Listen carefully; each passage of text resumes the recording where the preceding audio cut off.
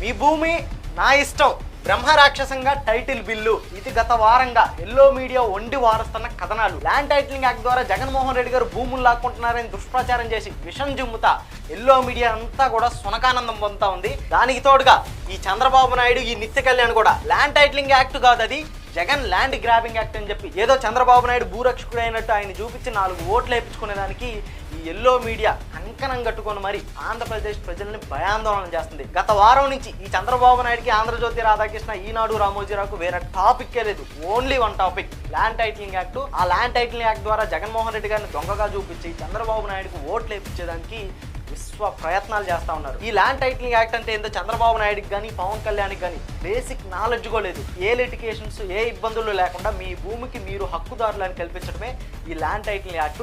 Plus దాన్ని digitalise చేయడం. ఎందుకంటే అప్పుడెప్పుడో ఈస్ట్ ఇండియా బ్రిటిష్ కాలంలో 100 సంవత్సరాల క్రితం భూ సర్వేలు చేస్తే అప్పటి నుంచి ఇప్పుడు దాకా ఒక్కరు కూడా సర్వే చేయలేదు. వాటన్నిటినీ పూర్తిగా సర్వే చేసి ఇదిగో ఈ భూమి నీది, ఈ స్థలం నీది, ఇక్కడ గవర్నమెంట్ ల్యాండ్ ఉంది, ఇక్కడ కంపెనీలు పెట్టచ్చు, ఇలా అన్ని ప్రాపర్గా చేసి ఒక డిజిటల్ ల్యాండ్ యాక్ట్ తీసుకొని వద్దామని జగన్మోహన్ రెడ్డి గారు చేస్తే దాని మీద విషప్రచారం చేసి ఆ దాంతో ఓట్లు దండుకోవాలని చెప్పి ఈ ఎల్లో మీడియా, చంద్రబాబు నాయుడు విశ్వ ప్రయత్నాలు చేస్తూ ఉన్నారు. నిజంగా జగన్మోహన్ రెడ్డి గారు భూములు లాక్కునేవాడైతే ఈ అసైన్డ్ భూములు, చుక్కల భూములు, లంక భూములు, అనాది భూములు, ఈనాం భూములు, ఇలా అనేక రకాల భూములు, పేదవాడికి భూమి ఉన్నా కూడా దాన్ని ఎక్కడ ఒక బ్యాంకులో తాకట్టు పెట్టలేడు, దేనికి చూపించుకోలేని పరిస్థితుల్లో గత 20 సంవత్సరాలుగా ఆ భూములు ఎవరైతే వాడుకుంటున్నారో వాళ్ళకి ఆ భూముల మీద సంపూర్ణ హక్కు కల్పించేలా చేశాడు. నిజంగా జగన్మోహన్ రెడ్డి గారు భూములు లాక్కునేవాడైతే ఆ ఎన్నిటిని గవర్నమెంట్ లో తీసుకుపోయాడా, లేకపోతే ఆయనే లాక్కోపోయాడా? జగన్మోహన్ రెడ్డి గారు వచ్చిన తర్వాత 31 లక్షల ఇళ్ల పట్టాలు పేదవాళ్ళకి ఇచ్చాడు. 22.5 లక్షల ఇళ్ల నిర్మాణాలు మొదలు పెట్టాడు. 9.2 లక్షల ఇళ్ల నిర్మాణాలను పూర్తి చేసి పేదవాళ్ళకి ఇచ్చాడు. నిజంగా జగన్మోహన్ రెడ్డి గారు భూములు లాక్కునేవాడైతే పేదవాళ్ళకి ఇళ్ల పట్టాలు ఎందుకు ఇస్తాడు? పేదవాళ్ళకి ఇళ్ల నిర్మాణాలు ఎందుకు పూర్తి చేసి వాళ్ళ చేతిలో పట్టాలు పెడతాడు? ఇక్కడే అర్థమవుతుంది కదా, జగన్మోహన్ రెడ్డి గారు భూములు లాక్కునేవాడు కాదు, పేదవాళ్ళకి భూములు ఇచ్చేవాడని. నిజమైన భూదంగ ఎవరు?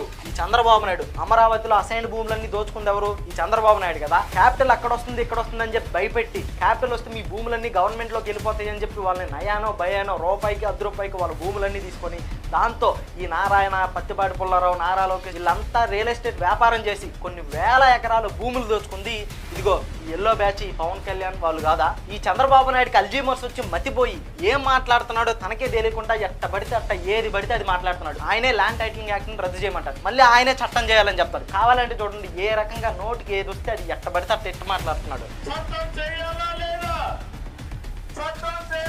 గట్టిగా చెప్పండి, ఇంకా గట్టిగా